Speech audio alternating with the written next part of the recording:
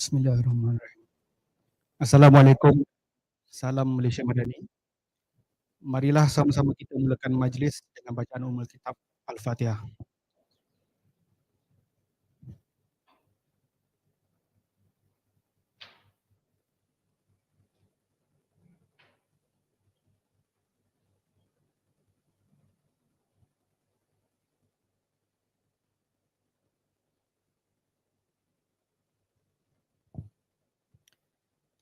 Yang berusaha Tuan Khairul Faiz bin Murad, Ahli Lembaga Pemagang Amanah Yayasan Pembangunan Ekonomi Islam Malaysia YAPIM.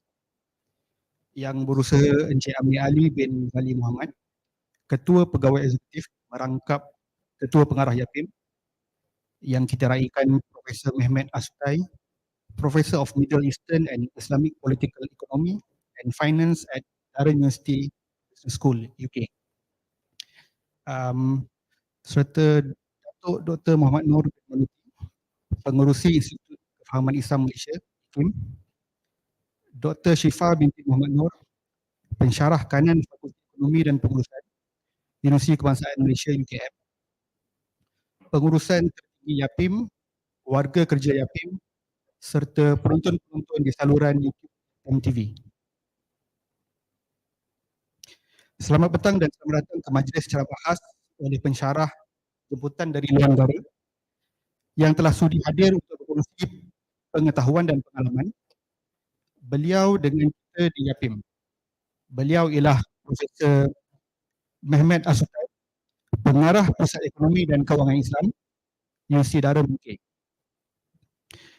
Sebelum kita mula, izinkan saya untuk mengucapkan terima kasih kepada semua yang telah hadir, pimpinan tertinggi pengurusan serta seluruh warga kerja YAPIM.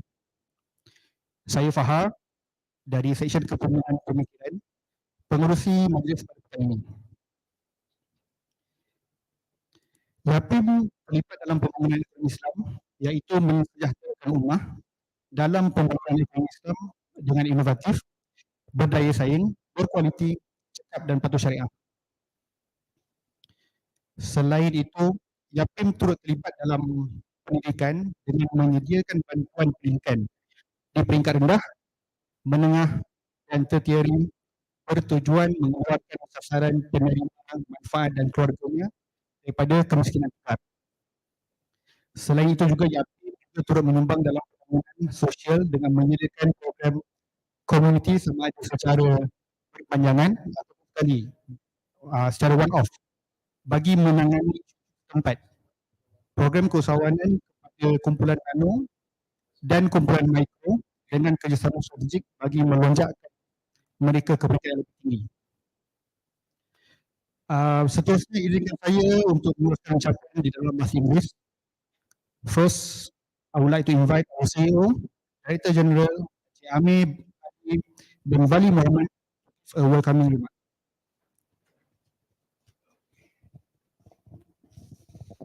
Bismillahirrahmanirrahim. Assalamualaikum warahmatullahi wabarakatuh.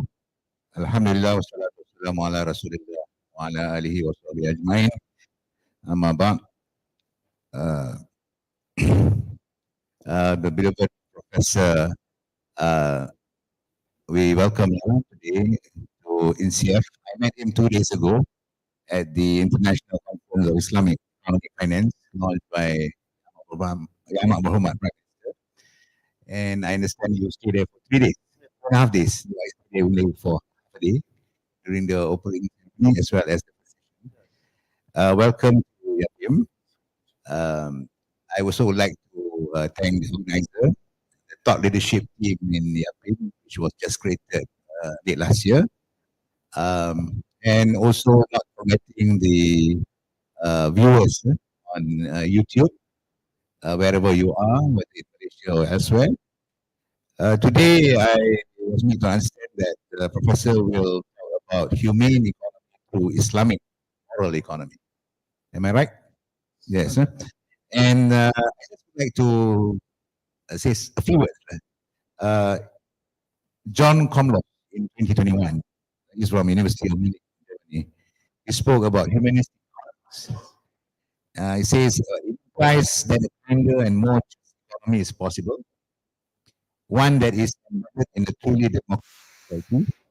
The goal is not to squash markets, but to tame them so that we control them and not the other way around. This new economy will enable people to live their daily lives with less uncertainty, less manipulation, less stress, less deception, less conflict, and less fear that their lives will spiral out of control at the next cyclical downturn of the economy or the next bout with medical emergency. And he lastly said that the goal should be to create an economy structured in such a way that everyone can realize their human potential, flourish, and live in a dignified life. Uh, I like this, but I would like to see the Islamic perspective that Professor would like to present today. And I just recall when I joined University, International Islamic University about how many years ago? 40 years ago?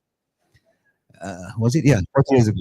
Wow, time flies so fast. That was in 1984.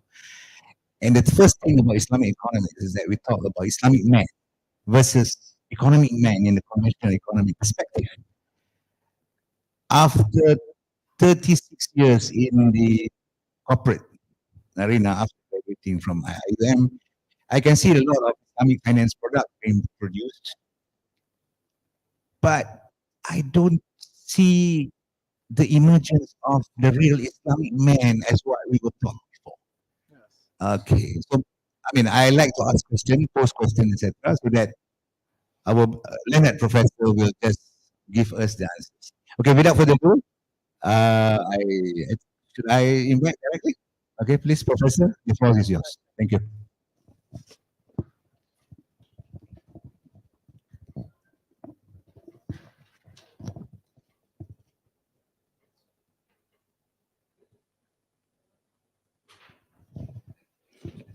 Yeah, nice. Okay.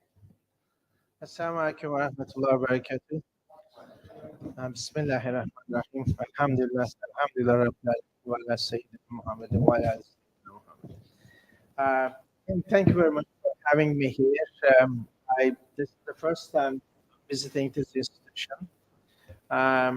Yesterday I looked into what I call the virtuous institutions that work in the betterment of everyday life for everyday people. And therefore, as such institutions, the virtuous institutions are essential bonds of any society, which unfortunately capitalism has been aiming to crush totally under the market system. And it is good to see that this organization is still running. It's running to operate, to help people in their everyday life towards what I call emancipation and empowerment. Emancipation from dependence and empowerment to get to a better life, dignified life. Now, this introduction was important, and thank you. Unfortunately, he had to leave, but it's very much summarized what I want to say here, with a distinction. The humanistic economy has a particular framework, particular understanding, as in relation to humane as well as the Islamic economy. The distinction originates from the whole ontological position, where the source of knowledge comes and how humans are defined and how humans are related to other stakeholders, those relationships. Humanistic economy positively talks about such consequences, not allow market to crash, but on the other hand, of course, relies on heavily market as a system. And that distinction is important for us. Recognizing market as a system is the recognition of this embeddedness, this embedded from the value system of each society. The Malay society has particular value system, a combination of Islam as well as the Malays, and therefore the market system that this country and most of the developing countries had to impose, because the end of history story does not necessarily represent the value system of this society. And most of the developing countries have the same narrative, unfortunately. And so therefore, it is important for us to put everything in the context to be able to understand what policies, what consequences, but importantly, what are the underlying assumptions, and those distinctions are important for us. Hopefully, if the presentation comes up, so we'll go through that. But importantly, therefore, in reference to the question of Homo Islamicus, Homo economicus, Islamic finance, and all that, perhaps it is important to remind ourselves that what I observe, there are four methodological trends that we see, whether it is Islamic finance and economics or Islamic studies or how Islam relates to everyday life, including economic, politics, and society. One is the realistic school. The realistic school has been heavily dominant around us, suggesting that, look, whatever we have around us is a reality. And since we cannot turn the reality towards our own discourses, we have to look into how we can fit into this reality.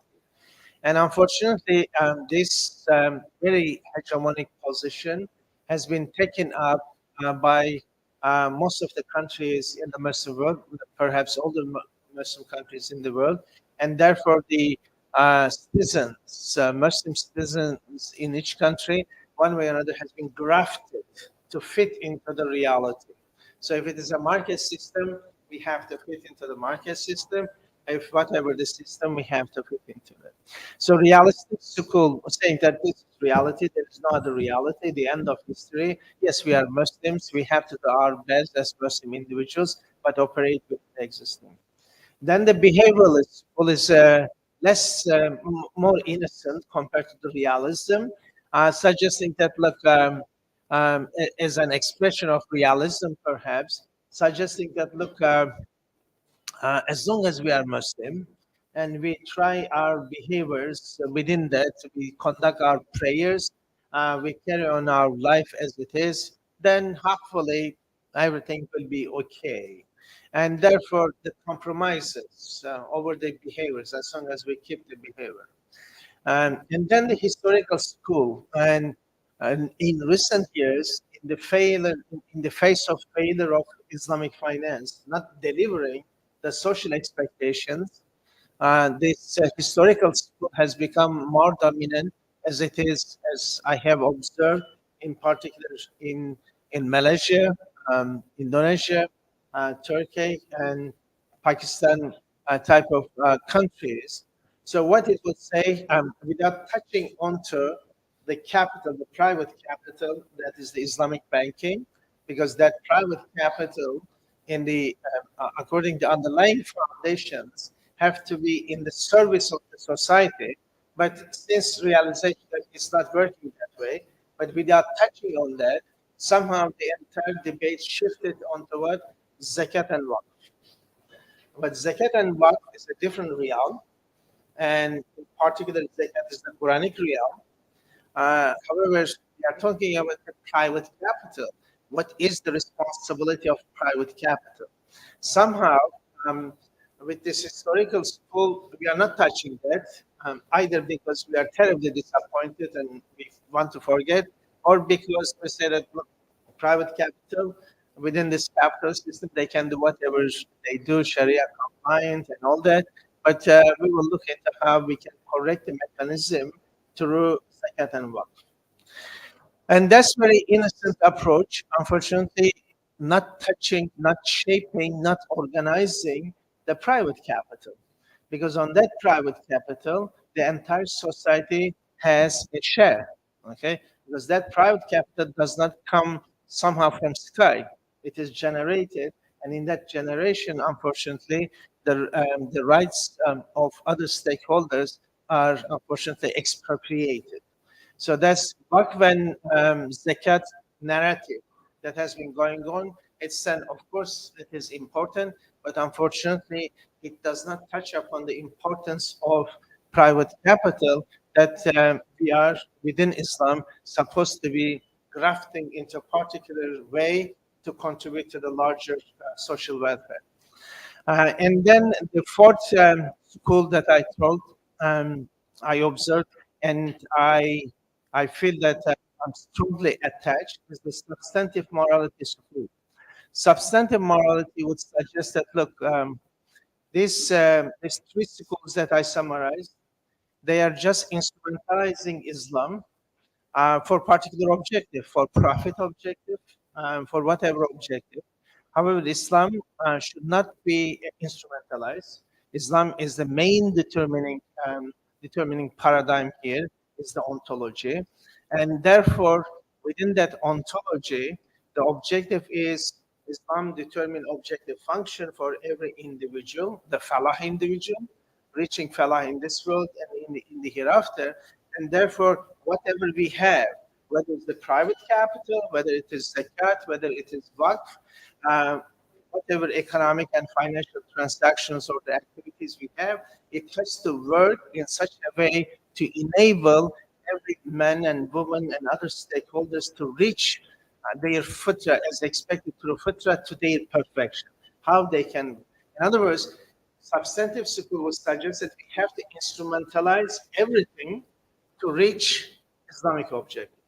However, these three schools would say, at least realism and behavioralism, suggest that we instrumentalize Islam for our own end. So that causal relationship, historical school and realistic school will causality will essentialize human behavior or the realism as it is happening around us. However, the substantive school will say that no, the whole objective has to be determined by Islam, and we have to instrumentalize everything else to reach to that objective. And therefore, it's timely, and therefore the need for critical analysis. Okay, the critical analysis is important for us, developing critical discourses, whether it is economics, finance, sustainability, humane economy, whatever we call, but beyond that also the politics, society, and sociology. As we can see around us, and as the reference point in the opening remarks, whether it is the Homo economicus or Homo Islamicus. I started with the Homo Islamicus, but nowadays, in the last at least 5-6 years, I'm referring to Falah objective rather than Homo Islamicus even. But whatever the definitions that we have, it is important to develop a particular critical approach and develop a critical discourse. And it is important nowadays because while we have been critical about Islamic finance, and we have been saying that it hasn't reached the social objective, I think I have written as early as 2005, 2007, identified the social failure of Islamic banking. And when we identified those issues, including sustainability issues, we were heavily criticized, saying that, look, you guys are expecting Islamic finance to be charitable institutions. But somehow the global agenda, the realism, therefore the importance of realism, the global agenda shifts the morality to sustainability, although it doesn't touch upon the foundational issues, but at least on the surface, there is this sustainability discourse. And somehow Islamic banks found a new rescue point, Islamic finance and sustainability. Now, everyone is talking about Islamic finance and sustainability. Okay, I'm one of those culprits. But what do we mean by that sustainability? Okay, that's important point. At least I can get forgiveness by defining that sustainability, what that sustainability is. So we have to look into whether do we all mean the same thing? What is that sustainability that we are referring? And when we look at the sustainability discourse, of course, there's a positive change in relation to 1960s heavy capitalism, 1970s heavy capitalism, suggesting that a global morality to make a difference. So that's something like when Shifa was doing her PhD on corporate social responsibility, Friedman suggesting that the only social responsibility of corporations are what? Making profit. From that point to talking about sustainability and doing that under the United Nations as a global morality is positive. But what is important for us to understand whether this is substantive sustainability, or this is just on the surface. Um, tick, tick boxing. In other words, the greenwashing as a term has become, and in Islamic banking it has become maqasid washing. Okay? We suggest that everything that we do in Islamic banking, the Sharia scholars, Sharia, and the Sharia boards, they say that this is according to maqasid. So if it is according to maqasid, how come the maqasid outcomes are not? So if it is not there, then there must be something that is what the maqasid Washington. So therefore, we have to look at the consequences, and those consequences will tell us what's the nature of this sustainability. Okay, so when we look at whether, because the whole objective is ensuring the security of humans, the rescuing of human, rescuing of environment, rescuing of climate, rescuing of land. In other words, providing those securities to humans, the environment, and society. Whether such objectives are achieved, or as my criticism over sustainable development will suggest, look, we keep the initial equation as I call as it is, but we make the necessary change on the surface. We produce the same result, but then we moderate the consequences. Okay, we correct the consequences. But therefore, the distinction between realism, behavioralism, and substantive, because substantive people will say that, look, you have to go to the origin of the equation. What is that origin of the equation? And looking at that without changing that. So if you want to achieve sustainability, such as environment, so in your production function, those of you have done economics, production economics, solo growth model, K determines everything capital. Labor is there, but labor is quantified in terms of capital as well. So, and those of you who does a lot of econometrics, you know that if the variable is omitted, you cannot do anything about that variable. So if environment is omitted in the equation, how you are going to deliver for environment? Okay, that's simple substantive question. Okay, so therefore the substantive school, substantive morality that I myself attach within the Islamic discourse, rather than instrumentalizing Islam, suggests such questions, such critical questions have to be raised to look into. By saying that, we are not saying withering Islamic finance. No, what we are saying is that Islamic finance as it is operating today, it is not the end of history. It is not even the beginning of it. And reminding myself and you, my colleagues, Islamic ontology refers to becoming process. It never ends because the perfection, we do not know what is that perfection. But what we are expected to is to perfect ourselves, our behaviors, our organizations in a continuous process, in a becoming process, because we do not know the absolute truth. We cannot. And therefore, the becoming process, modernity is suggested the end of history, be or being in English terms, be or be. So you reach to the end, efficiency achieved, profit has been made, but an organizational objectives has been reached.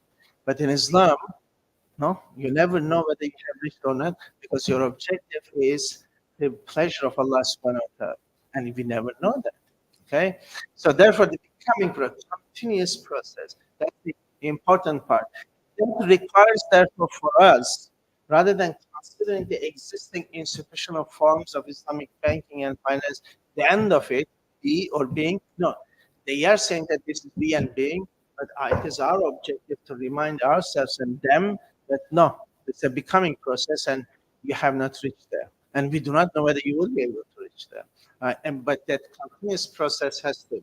So the objective, therefore, the security of humans, environment, and society, and therefore the real solution involves empowering all the stakeholders in the process.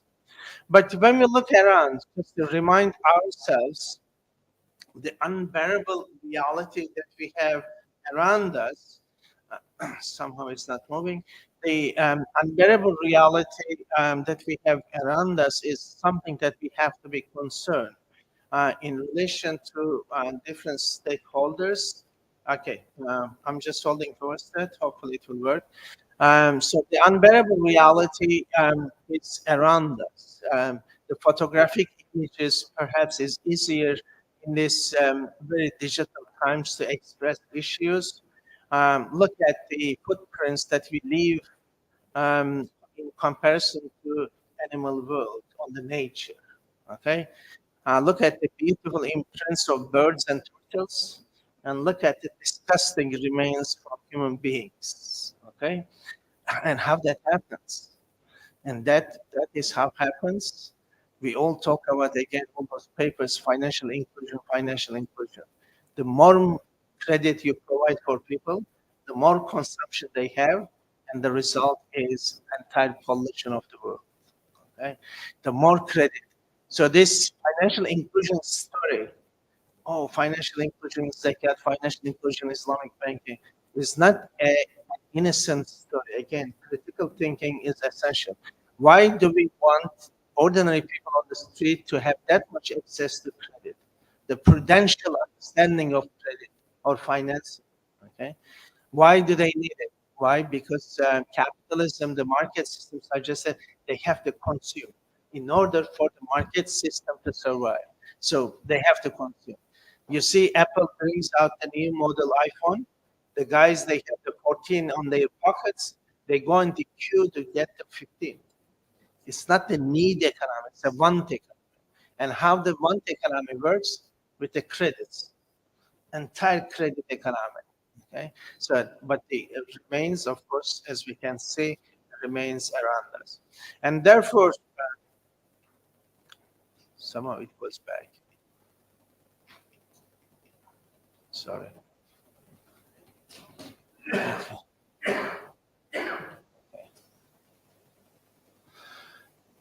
I'm going to learn hopefully. Okay, and then this linear economy versus the circular economy, the whole growth theory that we have around it. Every institutions, every corporation, every company is expected to grow with certain percentage, 5%, 10% from one year to another. But that growth, that inner growth, does not take into account the implication of that growth on the resources, humans, and others, other stakeholders. So yes, it's good that you want to go to 10%, but what implication that has on the economy, society, natural resources, that is not considered. Because in the accounting system that we have, it only looks at what?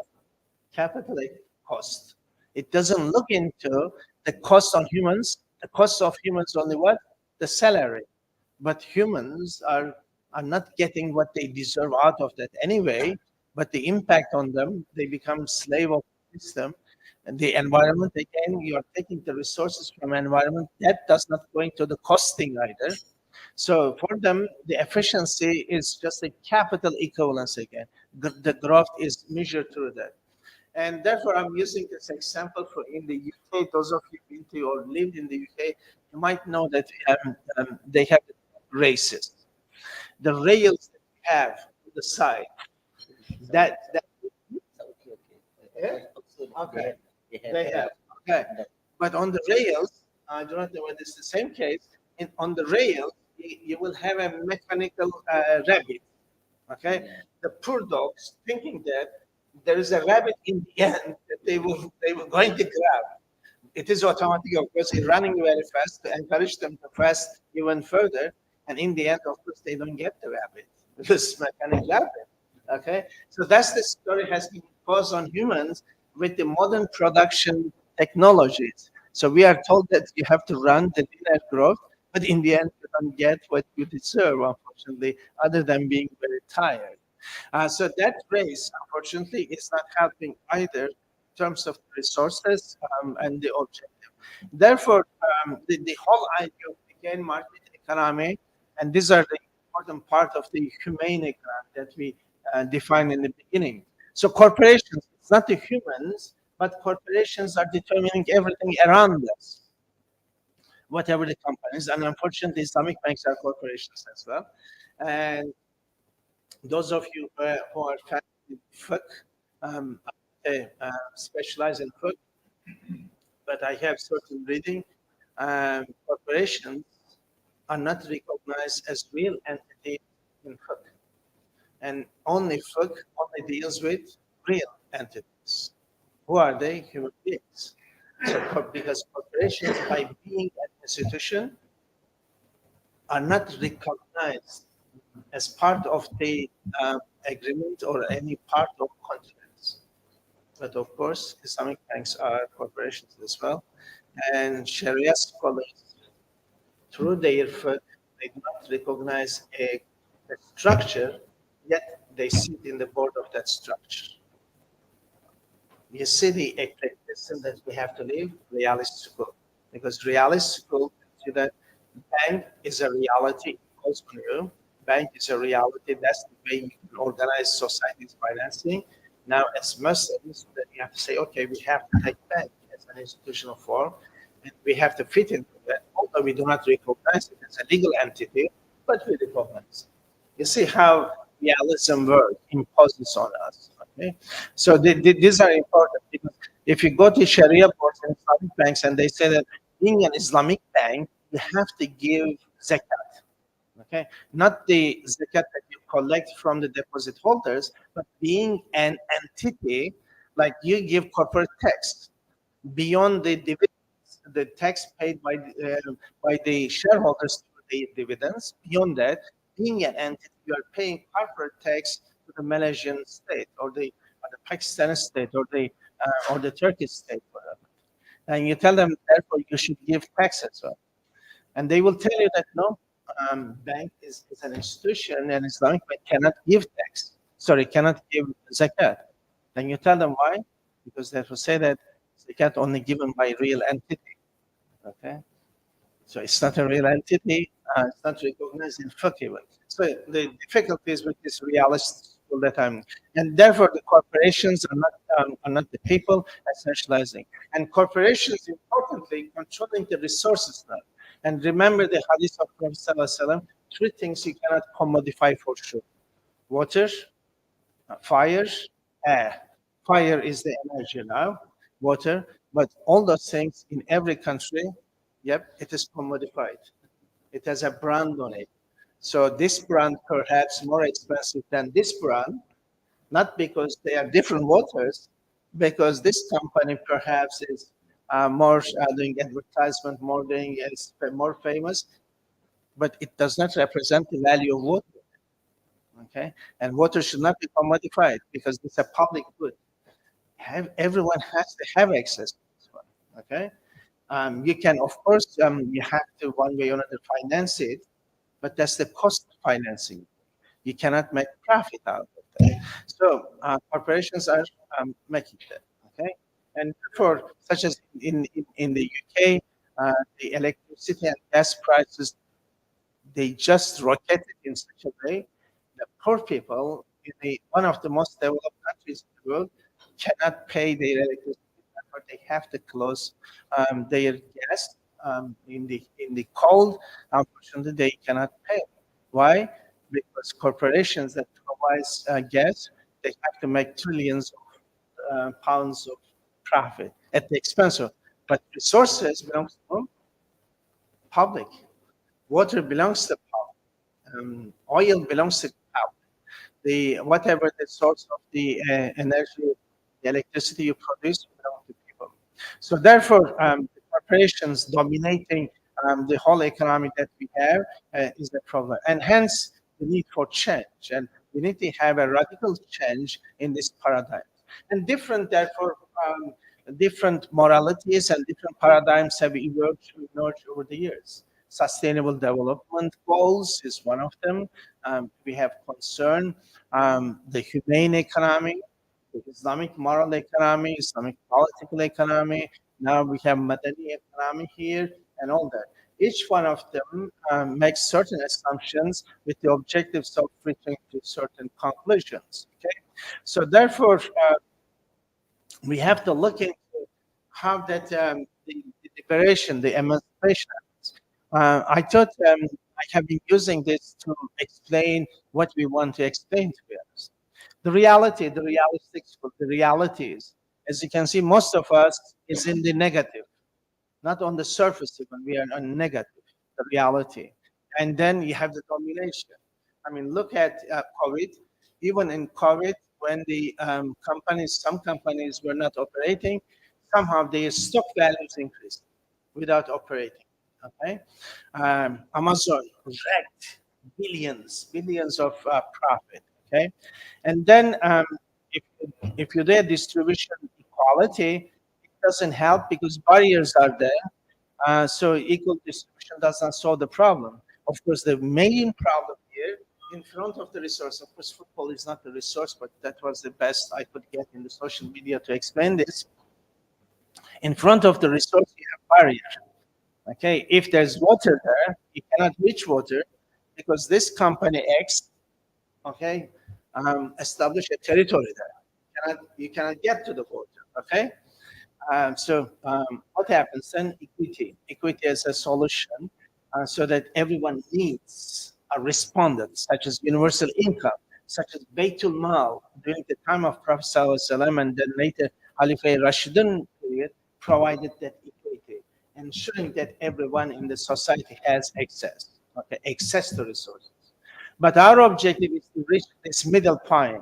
Yes, perhaps there is barrier still, but it is visible. Okay, without distribution, we can reach certain qualities. But the main objective, and that's the Islamic moral economic position, the Quranic position, is the liberation. Liberating people from need so that they can have access to resources. Okay, and liberation theory is important for us to understand because Allah subhanahu wa ta'ala created all those resources for everyone to have access, and therefore any barrier reaching those resources has to be removed. Okay, that's the whole narrative of Islamic moral economy in reaching to that humane economy, as we call in this conference that we have. So therefore, the emancipation and empowerment, emancipation from need. So when the barrier is removed, people are emancipated. They are not in need. Okay, they do not need to get borrowing, financing, or anything. They have access to resources and hence empowerment. And what I call the ihsanic governance. The ihsanic governance implies that you construct such a governance system, you directly go to the bottom of the problem, the initial equation, as I call, I'm going to show you, and then look at those who are in a better position can help the others in the society to come to that level. Whether we call that as socio-tropic individual, whether we call it Homo Islamicus, but that is the quality that you want to achieve. So it is not only the institutional form, or not only the behavioral norm, but behavioral norms requires necessary structure to realize the expectation. So Islamic behavioral norm tells you that you have to be just, you have to practice Islam, you have to consider after in your optimization, if I use the word, but then in order to provide that, you need to have the structure. You have the prophetic tradition that when they moved to Medina, there were two markets in Medina. And Prophet ﷺ could easily allow Muslims, and which happened in certain time, in certain period of time, Muslims went and did their businesses, their transaction in the existing markets. But in order to complement the Islamic political economic position, Prophet ﷺ created the third market, the Islamic market, so that the behavior, Muslim behavior, can be expressed with the structure of Islam. Because this market will be the reflective of the normativeness of Islam, so that behavior and the structure. So those people, if they carried on conducting their businesses in those existing two markets, perhaps through the process with the realistic support, they could have compromised their position. In order not to give that compromising opportunity space for people, but complete identity, in order to help them to express their complete identity, necessary structure is provided. What is that? The Medina market.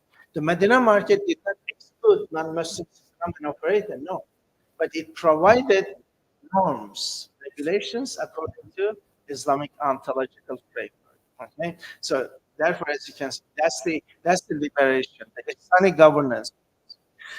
Okay, so therefore, when we look at this story, finance has become dominant since 1990s. Okay, and unfortunately, the real economy has become only a small portion of the GDP, world GDP. As the statistics would suggest that in 2021, world GDP, the real economy, was only 8.3% of the total financial assets, but it should have been the other way around. Those of you have went through the introductory economics classes or teaching in introductory economic classes, what you would say GDP is the totality of the total activity in an economy. And then what is this? How come you have this much of financial assets is not captured by GDP? That is what we call fictitious, entirely fictitious. There is no reality created through the process. Okay? It doesn't have. And reminding ourselves again, what is fictitious in Islamic fiqh what is fictitious cannot be acceptable by Islamic fiqh. It has to be real. It has to be asset. Okay, therefore, as we can see, so whether the Islamic finance has made this story different, no. As you can see from these graphs that you have in front of you, I don't know how much it's visible for you, but you have what we did. We classified the financing from Islamic banks going to different sectors. As you can see, the top one represents the financing goes from Islamic banks to financial institutions and financial markets. And then the one below, the trend below, in each one of them, in each of the figures that you have, unfortunately, that is the real economy related financing by Islamic banks. And as you can see, the wage is increasing. So Islamic banks are getting this embedded as well. Okay, in other words, it is linked with the real economy as collapsing. Okay? It is entirely becoming fictitious. So that's a concern. And this is an important concern. But reminding ourselves what is finance for it is very much the realization of the objectives of society. It cannot be anything beyond that. When it is directly related, directly embedded in the objective function of a society, then finance has a meaning. Beyond that, it's total disembeddedness. Therefore, as Schiller would say, finance is not and should not be merely a zero-sum game, but rather an adjunct to and the means towards a productive life. In other words, as this photograph that I took from a conventional financial institution when I was passing through for a conference in Brussels, this financial institution and has this motto inscribed very large letters in front of the building. What's that? The art of protecting and financing people. And that is what is such. And can we see such a slogan, such a description in front of any Islamic bank and financial institution? No, unfortunately. And Shifa looked at when she was doing PhD, the websites of Islamic banks in terms of looking for some corporate social responsibility. What she saw, some Islamic banks suggesting that we are, as a first-class bank, we serve first-class people. Okay, and then the art of protecting and financing people. So that's an important lesson for them. And that's very much the whole objective of finance. And therefore, the existing paradigms have to be disrupted in order to develop something new. Disruption was the nature of Islam when it emerged. Okay, disrupting, and in the sense that I always refer to Ali Shariati's this amazing statement that I came to disturb. I came to disturb because the existing structures does not allow the Islamicity to emerge in its own totality, but always in the compromised form. And that brings us, therefore, to understand all these different paradigms, different alternatives that could be possible, including Islam, to understand institutional logic. Because these are not innocent emergent existences, but there's an institutional logic here. What do we mean by institutional logic of capitalism, institutional logic of socialism, institutional logic of Islam. So challenging that realism, suggesting that there's an institutional logic of Islamism. And when you look at the definition, what institutional logic tells you that with the value system that you have, such as in our case Islam, the rules that we have, the values, beliefs, and rules through which you organize your society. That's the institutional logic. So the determining factor here is totally your value system, your beliefs, and then the rules and regulations develop out of that. So how you organize accessibility to resources, how you organize time and space, and how you provide meaning to their social reality. And therefore, the individuals within that, those are the ones, embedded ages, what we call embedded into value system. So individuals as Muslims being embedded in the value system of Islam. The interests, identities, values, and assumptions of individuals and organizations are embedded within the prevailing logic, in our case, Islam. Okay, so our institutions are expected to embed a product of that value system, and that's important for us. And therefore, capitalism has an institutional logic, Marxism, communism, socialism, Islam, and we have to understand that Islam has an institutional logic because it directly provides meaning to life, and our understanding of life is directly shaped by Islam. And therefore, the importance of critical perspectives here to understand how the justice and equity-based, humane, through Islamic moral economy can be possible. And that's very much the empowering of all the stakeholders and giving up this imposed shareholder value maximization around us.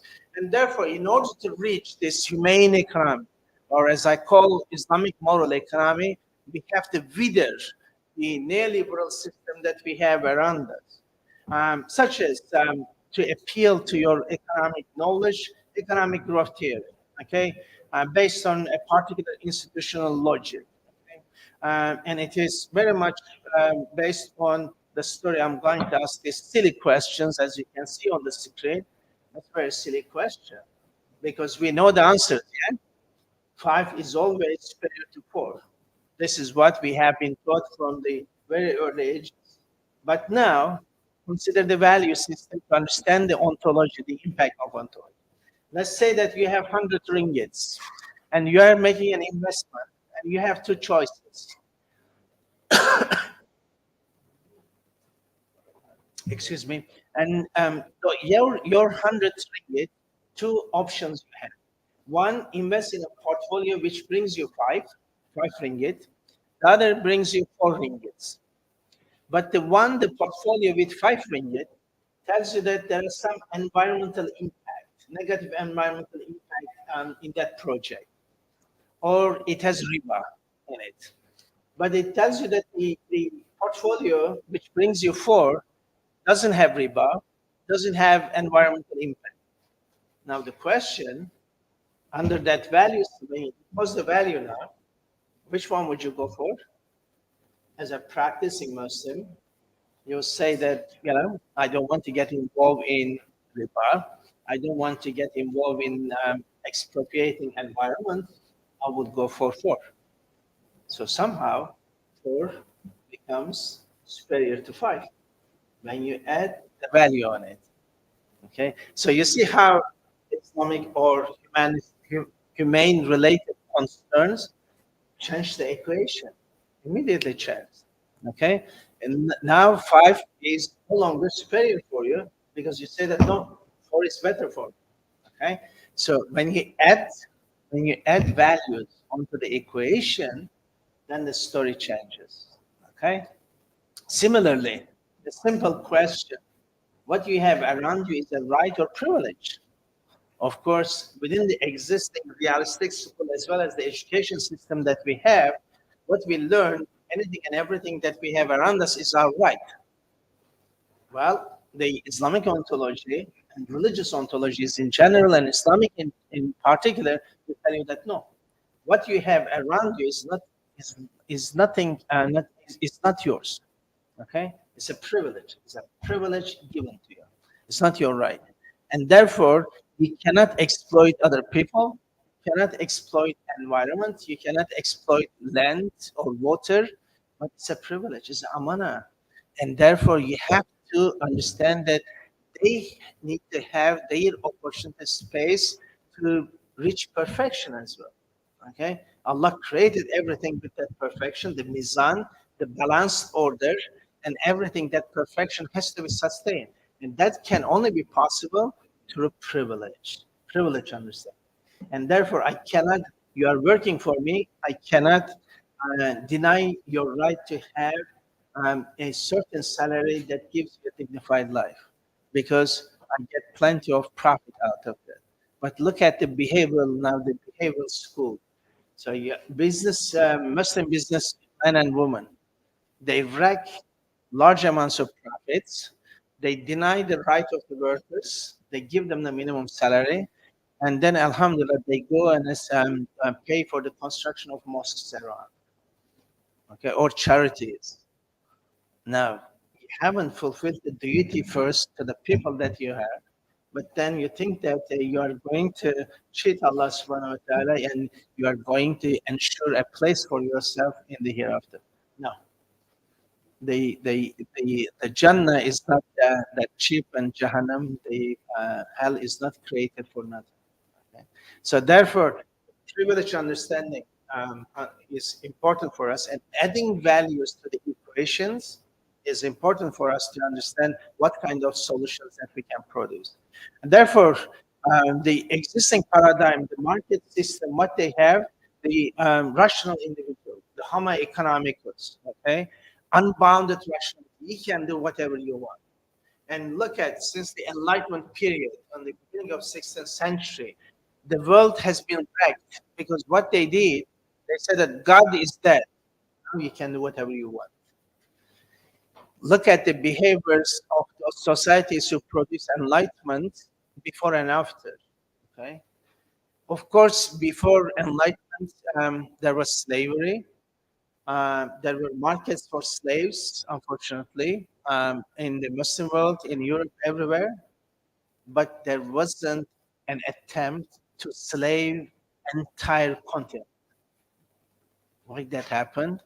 Because they thought these are the human missions that they can work to create efficiency. Okay, and that was the different ways. Why? Because God no longer controls. It has been removed because God is dead now. You can do whatever you. However, therefore, this unbounded rationality, shareholder value maximizations, and all that.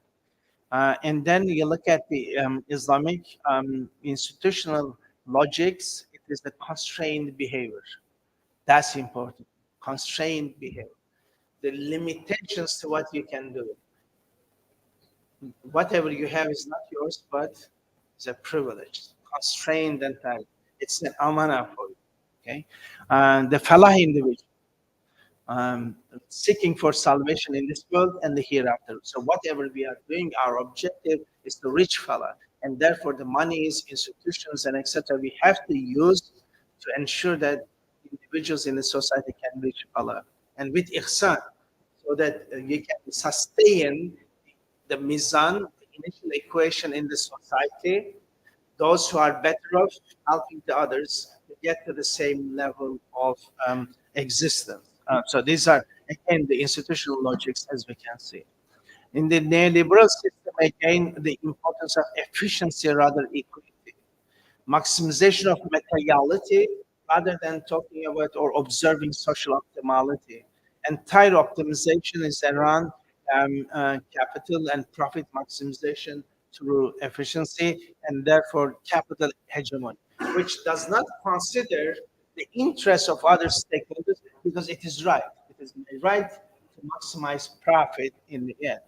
Okay? And therefore,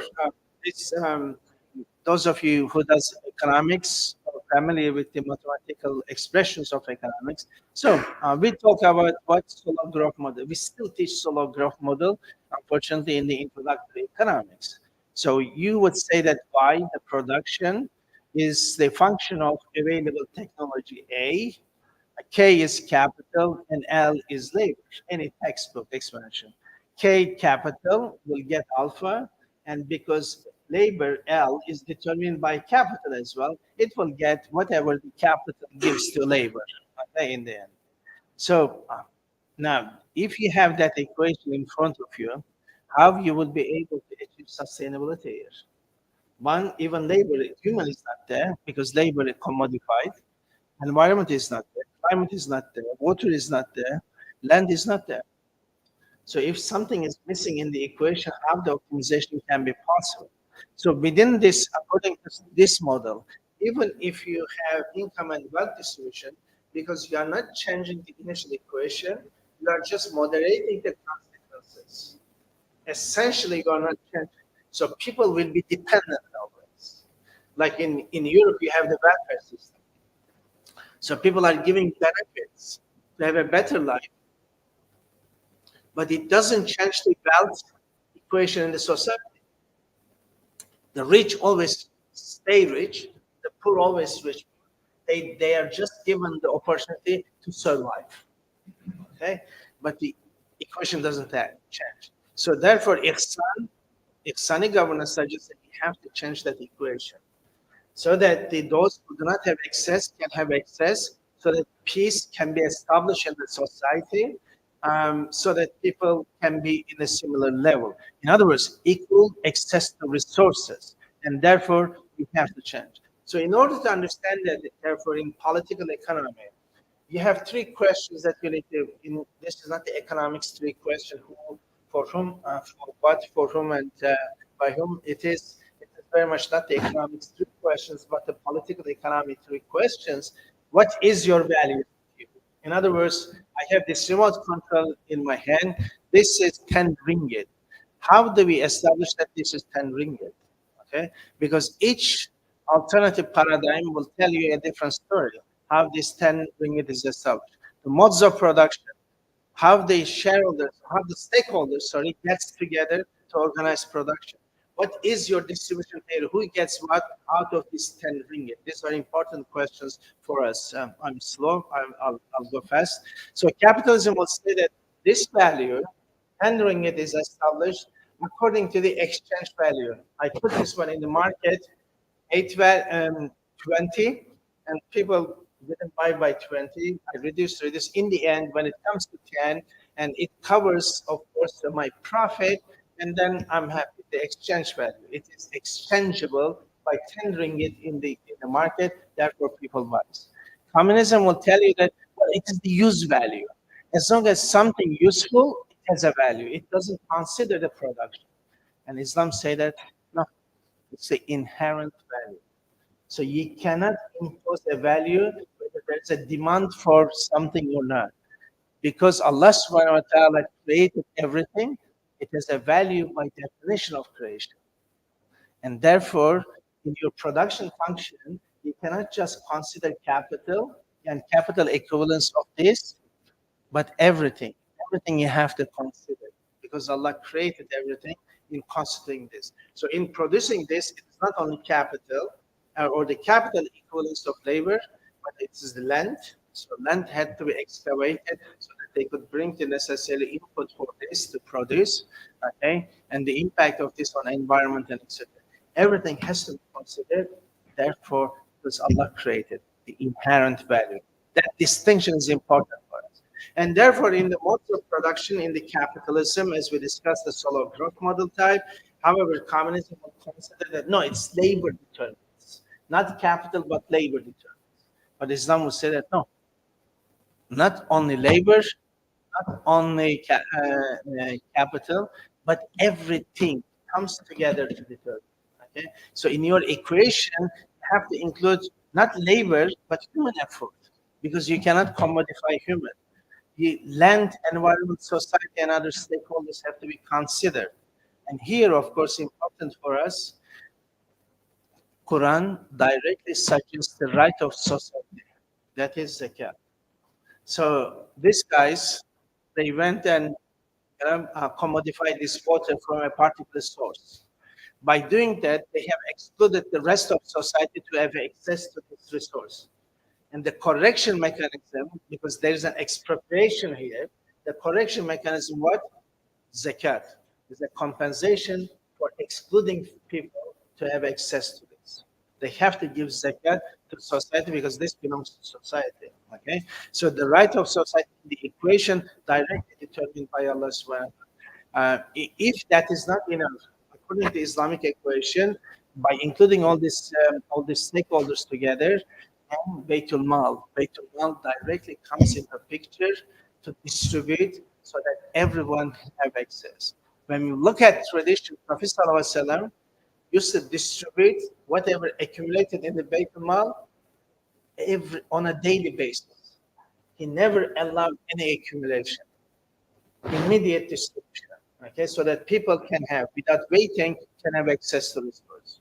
Then during the time of Sayyidina Umar, that became weekly, on a weekly basis. But unfortunately, with the Sayyidina Osman, it became yearly. And that created a conflict between Sayyidina Ali and Sayyidina Osman, suggesting that no, you cannot keep the wealth of society in the Baitul Mal for a year to distribute. It is the right of people directly in the society that has to be distributed. You see how the conflict, the political economy of that, amazing narrative there for us to understand. Okay, so therefore, and the distribution theory, who's going to get what out of this?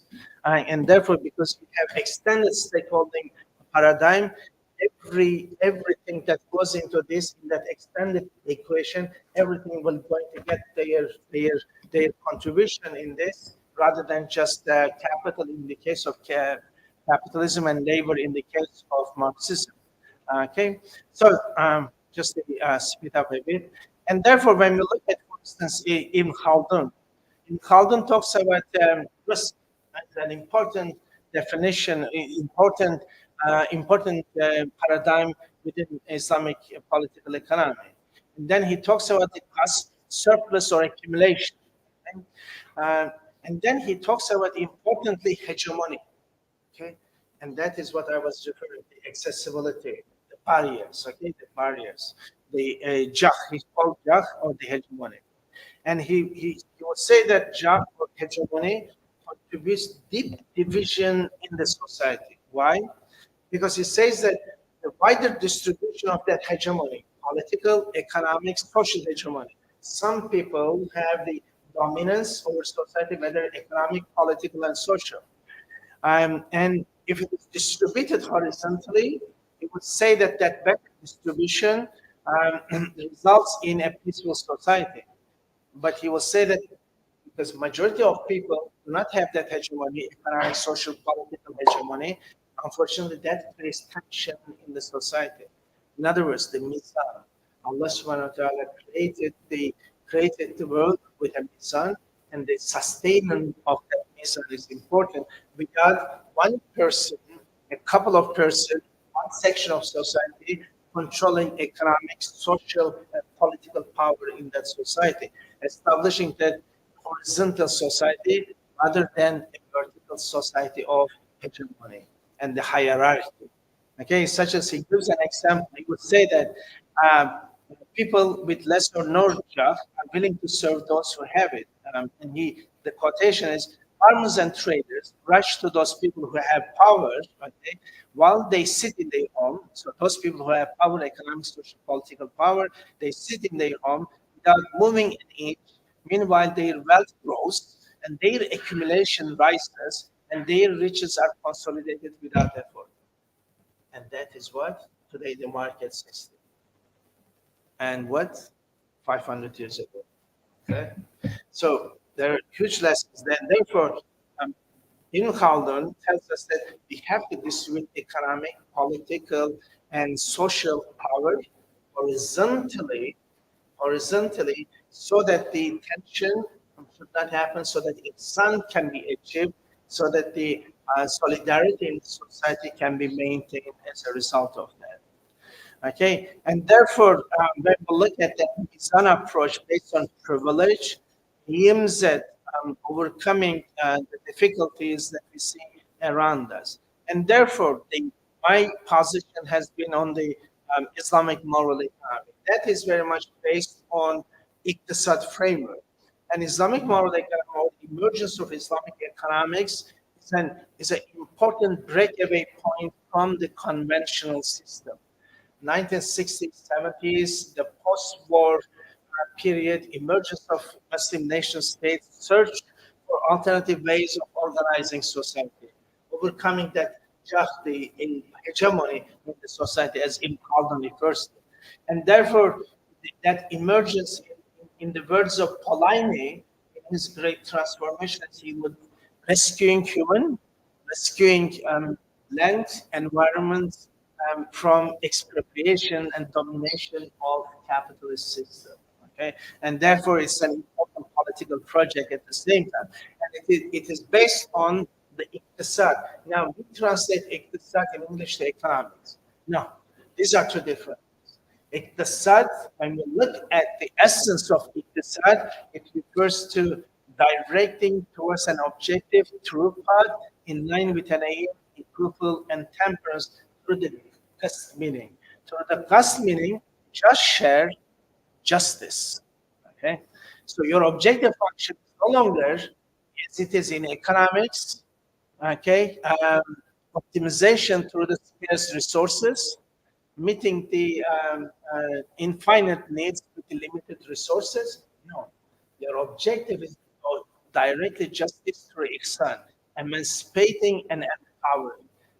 You see, the paradigmatic change immediately imposes itself on us, Iqtisad.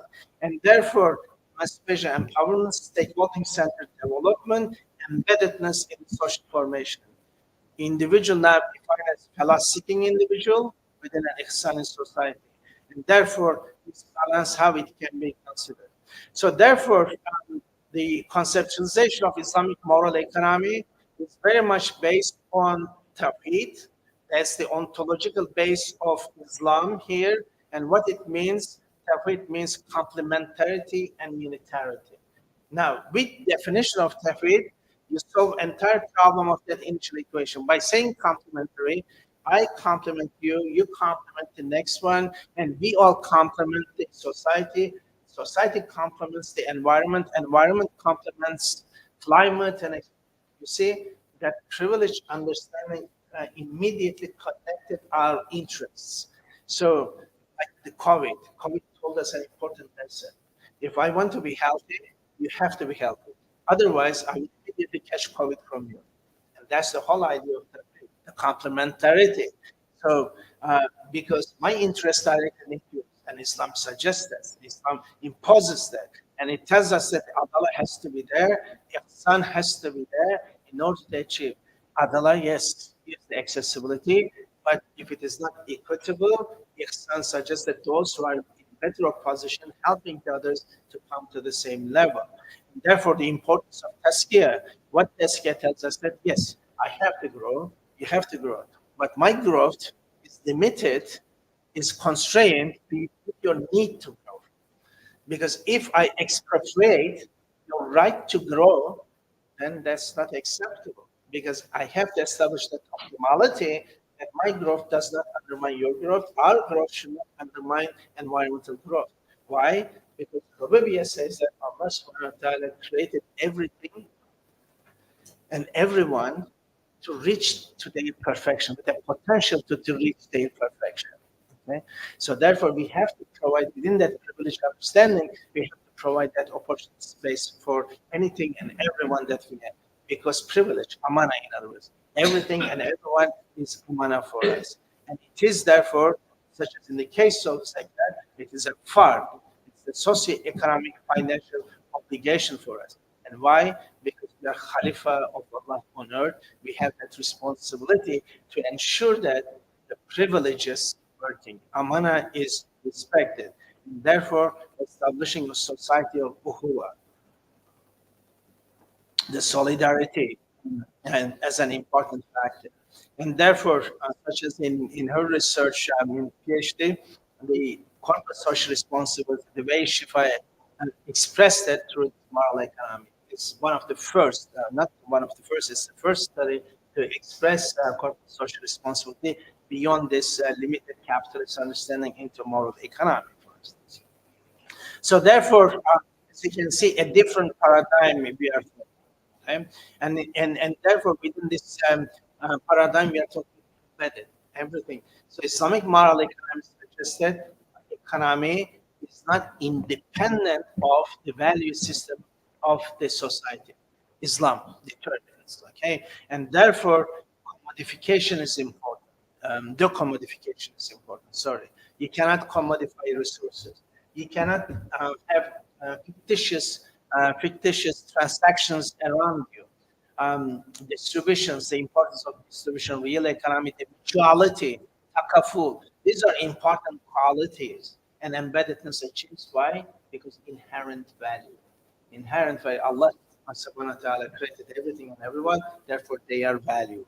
And therefore, this whole idea that it's not the prices that determine everything, but everything that comes together to determine price. You see, equation entirely, we have changed the equation from the neoclassical. What it says, price determines everything. Okay, supply and demand, price. No, it is not the prices that determines everything. Everything else comes to determine prices, as the French philosopher Bourdieu would say. Or as Oscar Wilde would say, they know the price of everything, but the value of nothing. Therefore, 5 is always superior to 4. But when you add the value, 4 can be superior to 5 as well. And therefore, on the left-hand side, as you can see, institutions are the product of that embeddedness through the value system. Value system determines norms, and as well as the cognitive repertoire, what is available in the society, and that determines roles. In other words, what is capital? Who owns capital? For how long? Why? What is labor? Who is laborer? Why? How long? Land, property rights, etc. What are those? The definitions are given so that the institutions should emerge as a result in an embedded manner. So, I bored you enough. So, just finishing, it is justice, adala, and ihsan. It is sustainable mizan and ihsan. It is imperative for us to correct when there is a deviation from that. Okay? And these are important consequences that I wanted to discuss with you, and therefore balance. In other words, mizan, adala, ihsan. Why interest is prohibited riba? It's not so that we can come up with certain transactions to reach do the same thing. No, riba directly relates to the centering capital, to reduce the power of capital, as Ibn Khaldun was saying.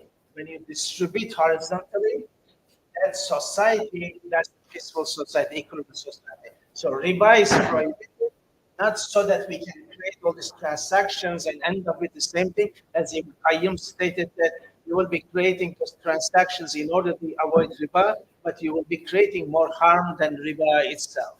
Okay.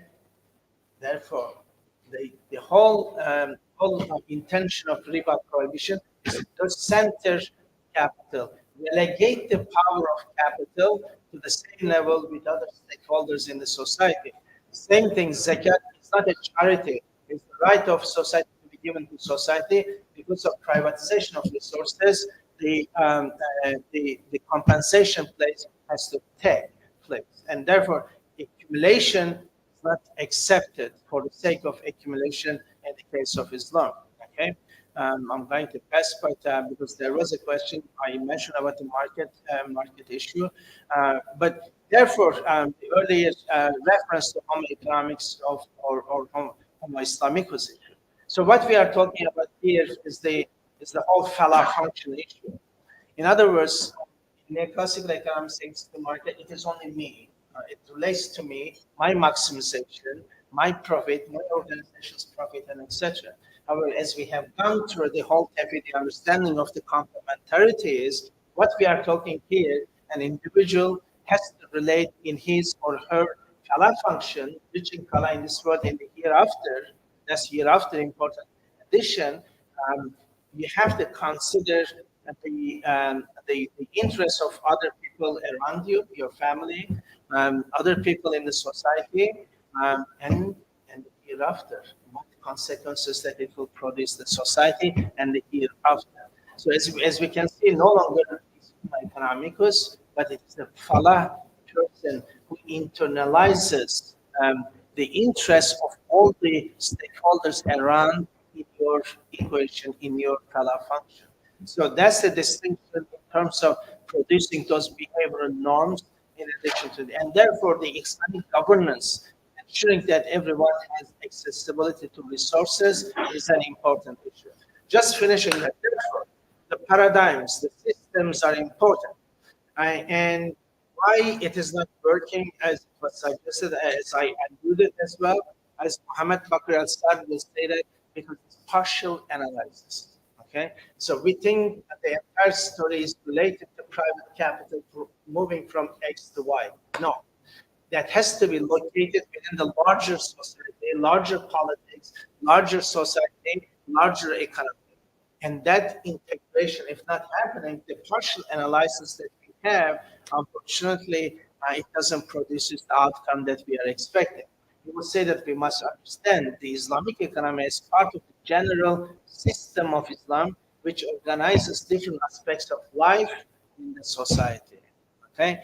Because if you don't do that, the partial analysis, it becomes neoclassical analysis entirely, just economics divorced from the rest of the value system. 2 times 2 is equal for everywhere. No, that's iron laws do not hold when you get the value system, but then when you introduce value system, 4 can be superior to 5. Okay, so therefore the important part, and therefore the consistency in theory making, such as this quotation. Sorry, no, this is not the Bakr sorry. There was a confusion there.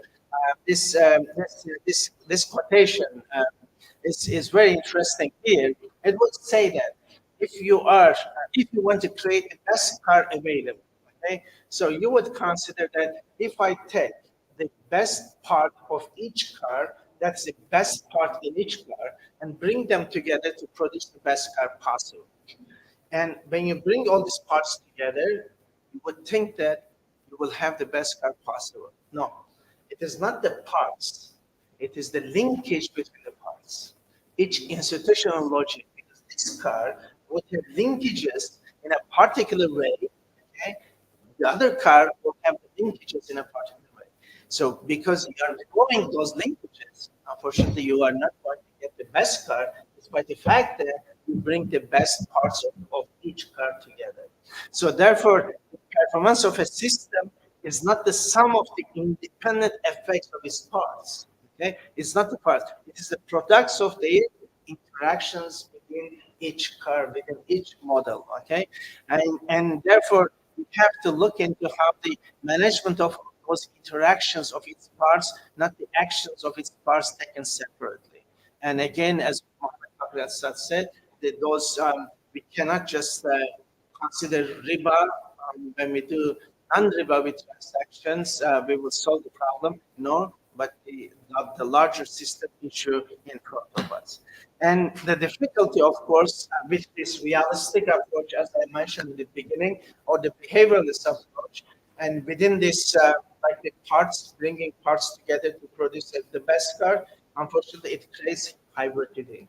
And the difficulty with hybridity is it brings you this comfort zone, okay?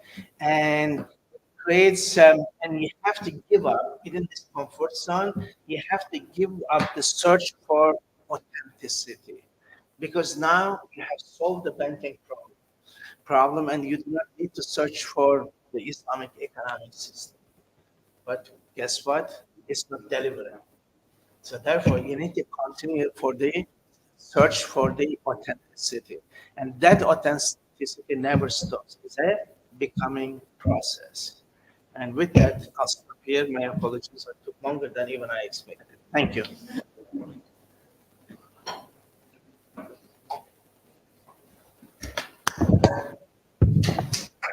Thank you, Prof. Mehmet. It is a great pleasure that you have been with us today to share his insights and knowledge on humanistic economy. Now, I would like to open the floor for any questions or comment for Prof. Mehmet.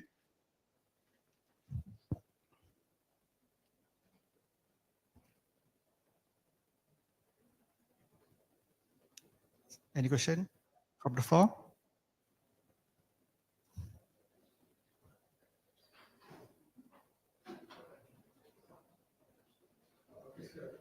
Yeah. Walaikum salam. Assalamualaikum warahmatullahi wabarakatuh. I'm Yusuf from Shah Alam. Okay, I'm referring to the present Islamic banking system. I'm referring to the housing loan, for instance. Okay, the financial implication for two separate systems, one Islamic and the other is conventional. So for Islamic, you have to pay 10,000. For conventional, you have to pay 10,000.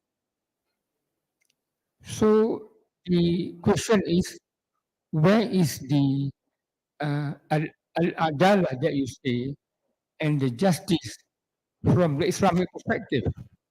Okay, meaning that we are uh, too much emphasizing on legalistic matters, halal haram. But what about the actual financial implication to the buyers? It's just the same. So, if that is the case, then we cannot really appreciate the Islamicity of the process of being Islamic. So what is your opinion on that? And we have to change that sort of what we call equal as riba by not what you call by not naming it as riba. You call it halal riba or what? So please, they must have an a shift there. Yeah, thank you very much. Thank you. I thought I explained that. I'm sorry that I couldn't convey the answer. It seems that I have failed. But therefore, I was trying to explain the institutional logics issue. And I started with the realistic school. So the realistic school tells you that, look, bank is a reality, and we have to fit into bank, not the bringing the bank to fit into our value system. So when you fit into the existing institutional logic that's bank, you have to give up these excesses, the value system and all that. And in the end, you end up with, unfortunately, the same consequence. So the ethics here, the utilitarian ethics will say that we look at the intention, okay? The ontology will say that we look at the consequences. Virtue ethic will say that we have to put them together to understand. So the Islamic ethics, unfortunately, it's based on the utilitarianism, the way it is. In other words, the intention is good. Sharia scholars have approved these products. Their intention was good, and therefore that's okay. No, it doesn't work that way. We have to consider what consequences it produces as well. Okay, so that the virtue ethics can be explained, and that's an institutional logic here. Or as Muhammad Bakr al-Sad was saying, that's the totality of the system is considered. And therefore, I gave an example from Ibn Qayyim many centuries ago. What he said, you are going to, in order to overcome the riba, you are going to create structures which will produce more harm than riba itself.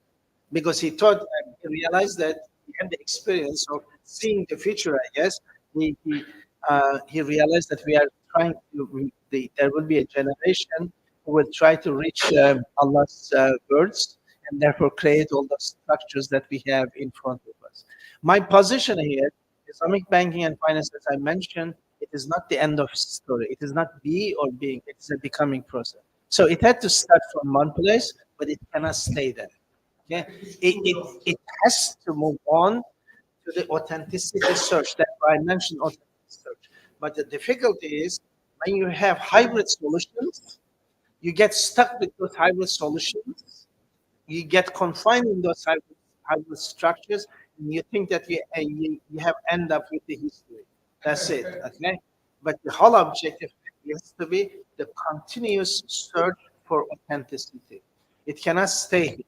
So therefore, as part of the civil society, we have to force. We cannot just say that because you have X, Y, Z in your Sharia board, you tell me that you have achieved authenticity. No, We are not accepting such outcomes.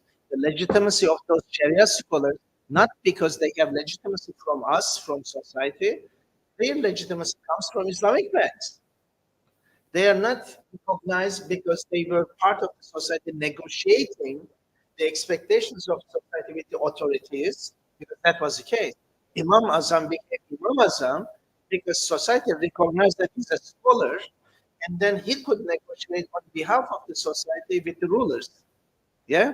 But now the Sharia scholars sit in Islamic banks where the legitimacy comes from. We haven't given them the legitimacy. We did not know them. We haven't seen their knowledge, but because they were appointed and their salaries given by these institutions, they think that they have legitimacy to impose on us. No, we have to use our auditing right to say that, look, guys, you don't have the legitimacy to impose on us. You haven't passed through these stages, IFTA institutions, the amazing IFTA institutions in Islamic history. And therefore, as part of civil society, rather than saying that there's an Islamic legitimacy provided by Sharia scholars, no. Because the way Sharia scholars operate, the whole causality is changed. Legitimacy is not from the society. I mean, Imam Hassan didn't have a degree from X institution, therefore he was a scholar. No, people trusted his knowledge, therefore he became a scholar. Okay, so therefore that has to be brought on the table, and the institutional logic is the main problem in front of us. And Islamic banks and financial institutions have to recognize, and regulators have to recognize that this is only the beginning, and therefore the evolving part is important. But therefore, it's important when we see Islamically oriented individuals, when they see government issue a law, a specific law for Islamic finance, Islamic banking, everyone becomes so happy. Alhamdulillah, we have a law. You have to understand the source of that law. The sources of that law, looking at your constitution, where it comes from, market economy, capitalism. So therefore, the law that you issue, you think that it provides an opportunity space for Islamic bank? No. It scrutinizes Islamic finance. It constrains even Islamic finance further towards capitalism. Because you look at your financial services authority, your central bank, what did it say? You operate within the Basel criteria.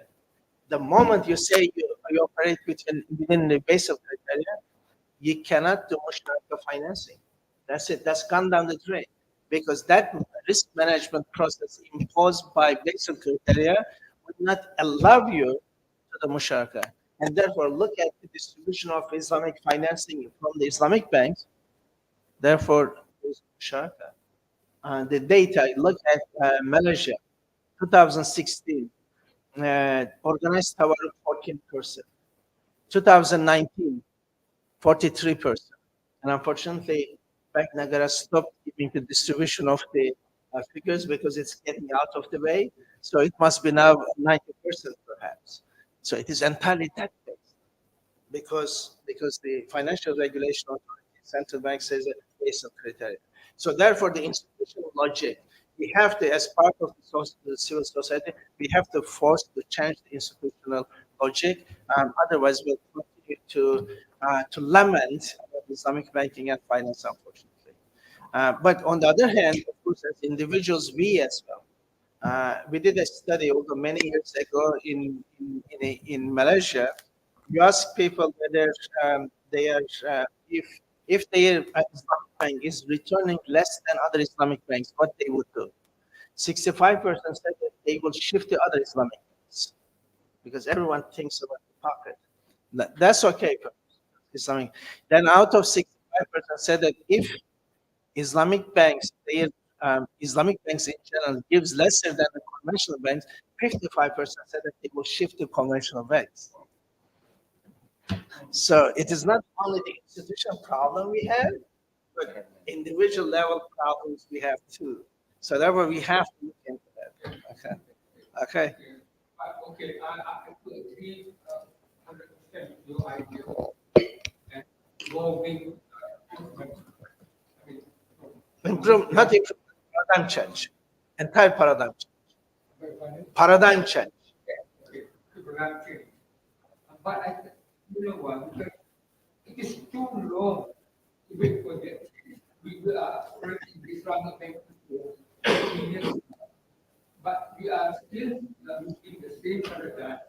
I mean, that's why I think the society is, you know, I mean, we are there. I fully agree, but it is because as civil society, we have not played our role, saying that, look, guys, what we are doing is not acceptable. You might say that you have Sharia compliance products, but I do not buy that because the consequences shows me that it is not.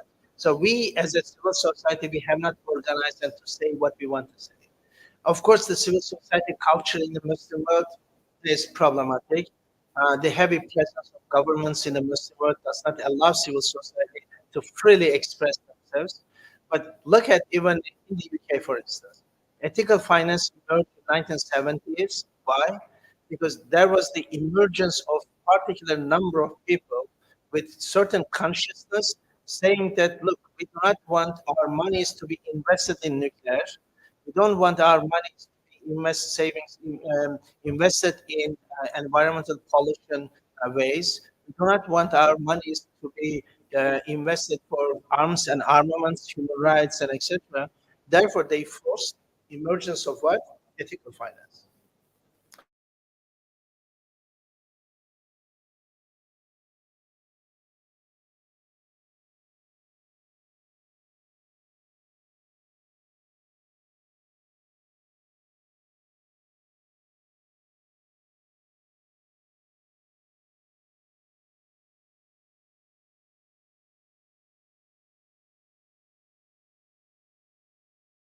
At least in the European banking system, the society is considered part of the governance mechanisms, stakeholding. But Islamic banks are shareholders. They do not consider us because in our society, unfortunately, the population doesn't have, the public doesn't have a saying on the process. We have to change the equation as well. We cannot expect institutions while they are making billions of profits to change. We have to make them to change. So we have to work together to ensure that as well. So institutional logic.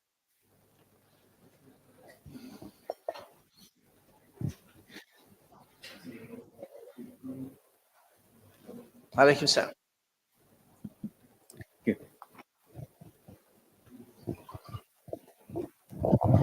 Assalamualaikum. Okay, my name is Mikael. I'm from Yapin.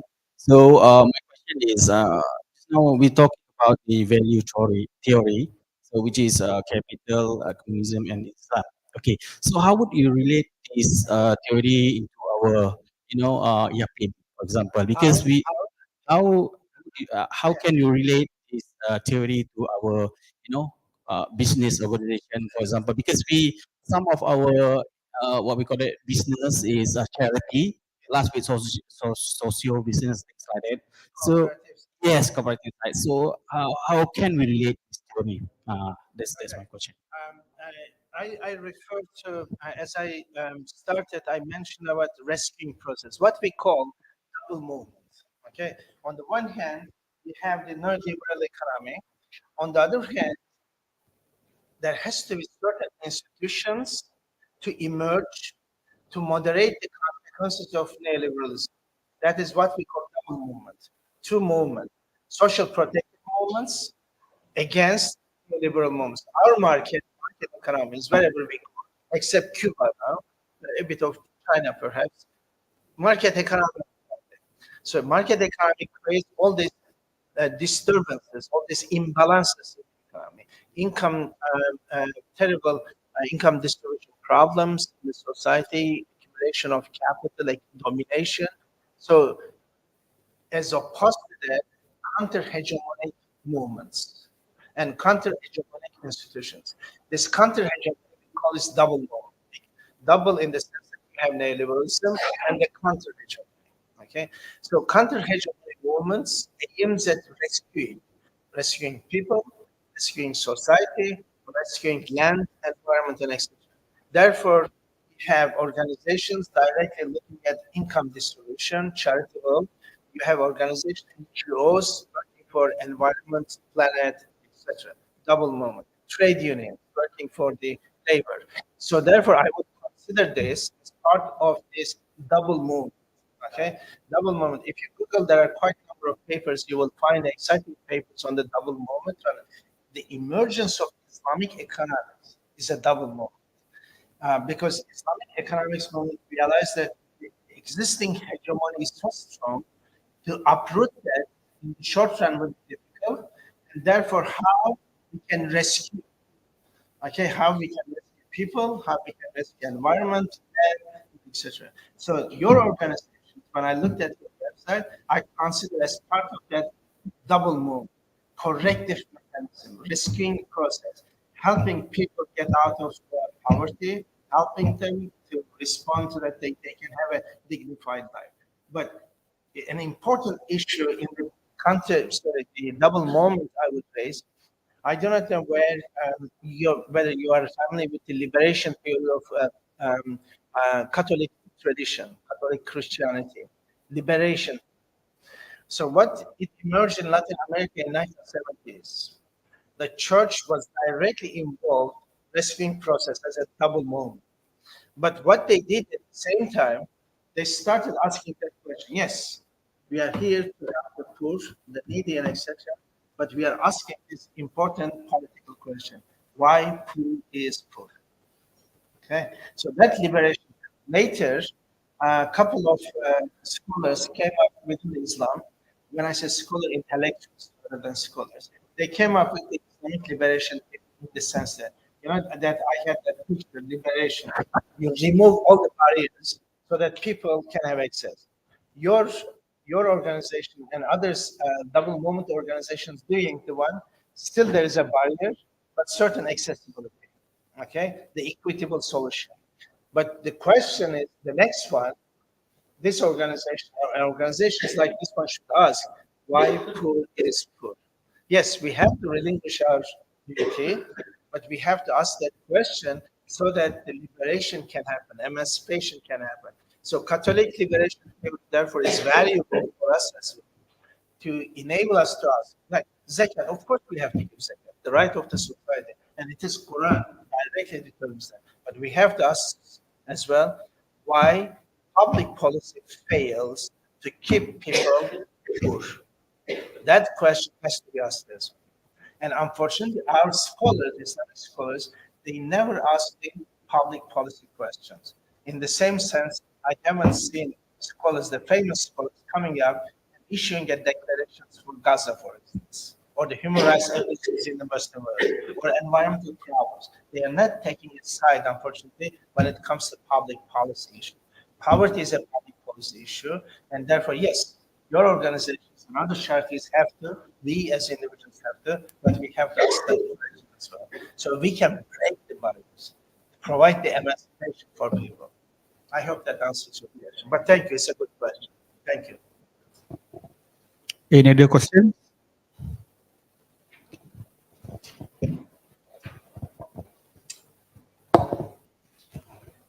Assalamualaikum, Prof.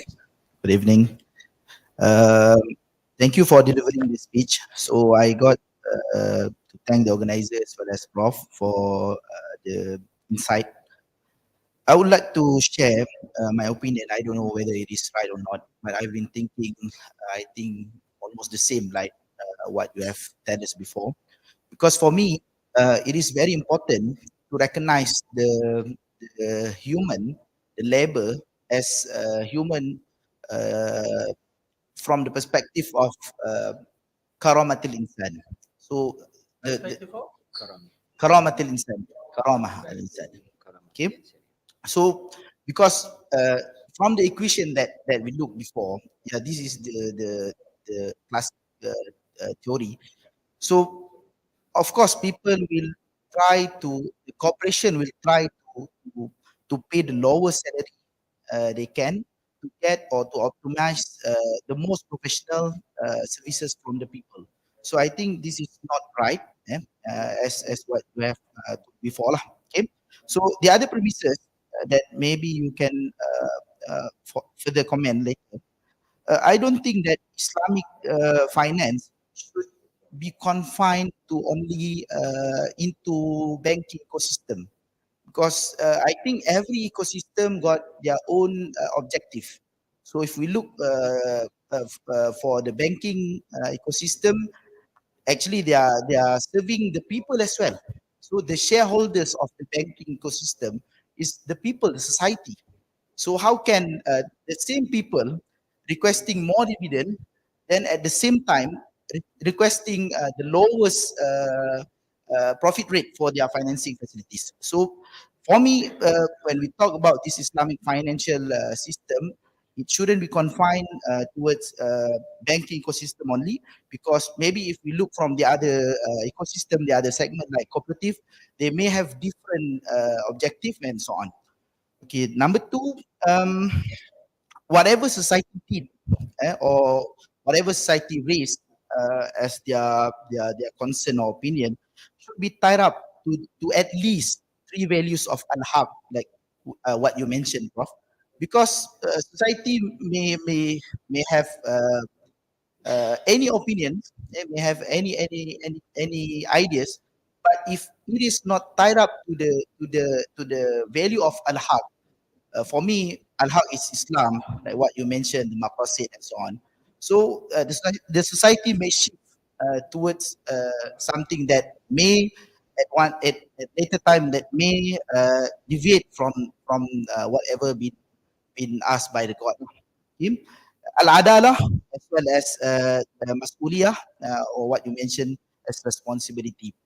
And the other thing, the last one, my view is the corporation is actually could play a better role in the sense of playing the role of government or government agency under the Siyasa Sharia, because this role, this corporation role, is to see the need of the people.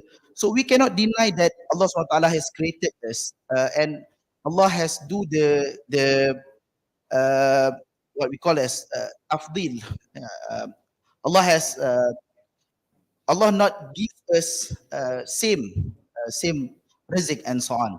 This is mentioned in the Quran. So and if we look at the so many hadith, we can see that Rasulullah also ask the people to become rich so that they can give. And so that's why I look from the perspective of responsibility. So when you become rich, you must give more and so on from your responsibility. So for me, the most important thing, we have to always revise our subsistence line. So our in fiqh that we have the haddul kafaf. Maybe last time there are certain things like education coverage, medical coverage that not been taken into consideration as subsistence line, but with this new world, maybe this is the new fix that we may look further, and we create the new subsistence line so that the people can live better.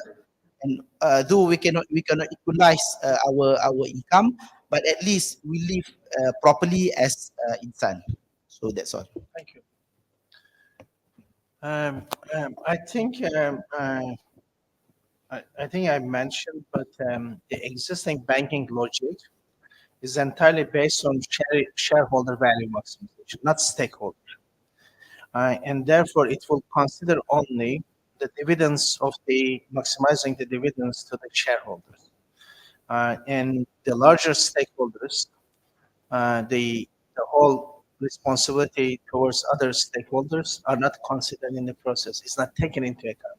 So a bank, for instance, as a corporate shareholder, when they do their modeling to optimize, the other stakeholders are not considered in the optimization process, excluded, total exclusion.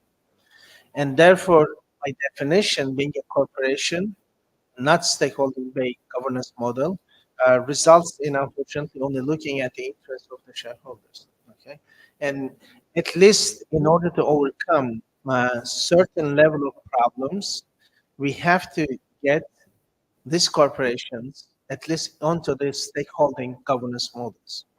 But the ecosystem, I fully agree. We cannot put our eggs in one basket. Banking one, I have been dying to say that, but When I go to different countries and conferences, I ask people, what is the word in your language for bank? In your language is bank, in my language is bank. Wherever you go, what does it tell you? Bank is not embedded. The emergence of bank is not from the value system of Islam or the value system of society. So it emerged in a particular value system which essentialized capital accumulation and use the capital accumulation for capitalist development. Then it is imposed on the rest of the world. And we cannot therefore expect institutions to serve the ideals of or the value systems that we have. Yes, in the realistic school, we are fitting into it, the straitjacket, but it's not delivering it. That's reality because all the excesses has been cut. Okay, and therefore we have to look into other emergencies, but also importantly, what we have done with Islamic banking, the contracts that we refer, they are not financial contracts. They have never been financial contracts. What they are? Business contracts. Okay, because in the Muslim history you don't have that. Therefore, the language even is not there. Or in the developing, wherever you go, not only developing countries, wherever you go. So what we have done, those business models, rather than working around those business models, create alternative institutions in an organic emergence. We said that look, we can push into that. An anecdote here: the person, may Allah bless his soul, who established the Dubai Islamic, okay, and they worked very hard with the emir of the time to get a license to open an Islamic. They don't know what it is, but they want to create that, slowly build it up. So he goes to the financial institution of the country at that time. Apparently, the head of that financial institution was an Englishman. And he says he goes and gives the deed. They get the deed from this emir, and they are very happy. They go to this Englishman. They said, "We want to establish Islamic bank." And this Englishman says to them, "Why do you want to establish a bank? Because we are talking about Islam, and this bank has an entirely different way of operating. I understand what you want to do, but bank doesn't work for you. It is not a solution." He says that, "Look, why don't I give you Islamic investment companies?" No, these people say that, no, we want to have a bank. It says that, no, it wouldn't work for you because you have Islamic values and etc. It's an Englishman, okay? They said that, no, we have to have it because it's the time of the Islamic revivals. We have to have institutions, okay? Because they did not think how the institutions can emerge, the Islamization, okay? The Islamization. And they insisted on having an Islamic bank, which they had. And this is where we are. Perhaps they should have listened that Englishman, okay? Investment companies would have solved the problem that you are referring as well, the lamenting that we have over the last 40 years, perhaps in a way that have been responded.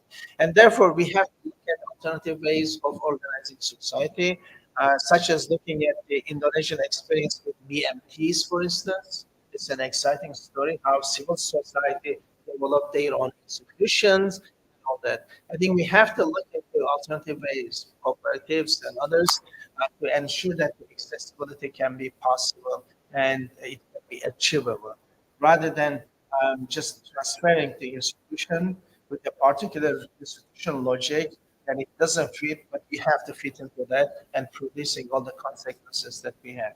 But at least in the short run, if we can get Islamic banks to run according to stakeholding understanding, we as a larger society being a stakeholding in that through the civil society, at least will be a small achievement in the short period, short term.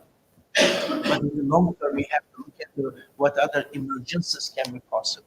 We have to put our minds together rather than feeling that confinement into the hybridity. We have to look into the alternative solution. And after all, as I mentioned, it's a becoming process. We cannot stop at one point, but we have to continue to evolve. I hope that answers your questions. Thank you. Okay. As we bring this session to a close, I would like to extend our sincere gratitude to Prof. Mehmet for his enlightening presentation. I would also like to thank everyone for their attendance and participation. Your engagement has made today's session truly valuable. Kita akhiri majlis kita dengan tasbih kafarah dan suratul as.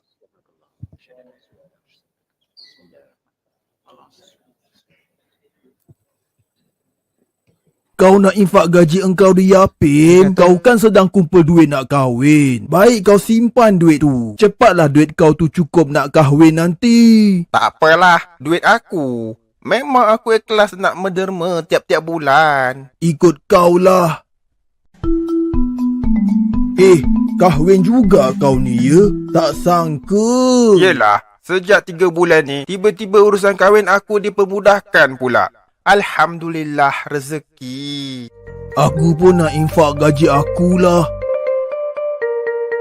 Infak memudahkan urusan.